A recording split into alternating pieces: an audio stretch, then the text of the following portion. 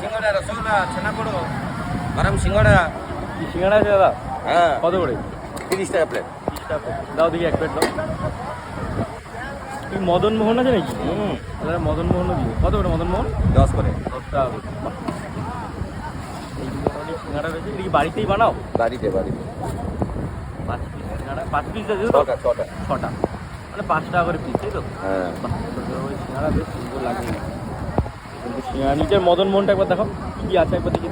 মদন মোহন মদন মোহন কত এটা? 10 টাকা। 10 টাকা। ছানার কথা 10, ছানাপোড়ো 20, এটা রসগোল্লা 10, এটা ছানা জিলাপি 10। আর এটাতে? ওটা কিছু নেই। ওটা এমনি খালি। মোটামুটি এই কিন্তু দাদার কাছে রয়েছে, তোমরা নিতে পারো দাদার দিও সিঙ্গাড়াটা। এটা কিন্তু আলুর খোসা ছাড়ানো হয় না, আর ডুমো ডুমো করে আলুটা দেওয়া হচ্ছে। ওই আমাদের কলকাতার দিকে যেটা হয় যে আলুটাকে ম্যাশ করে দেওয়া হয়, বাট এটা ম্যাশ করা হচ্ছে না। এটা কিন্তু সত্যি বেশ ভালো খেতে। দাও দেখি।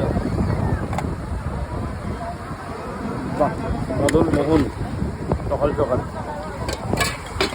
এই টিভিতেই তো সারাদিন করে, তাই তো? আর পাতা ওই যে ডাস্টবিন নিয়ম করে দিয়েছে এখন, তাই না? এটা বাহ, খুব ভালো। ট্রাই করি এবার, দেখি কেমন লাগে। ট্রাই করি। বেশ ভালো।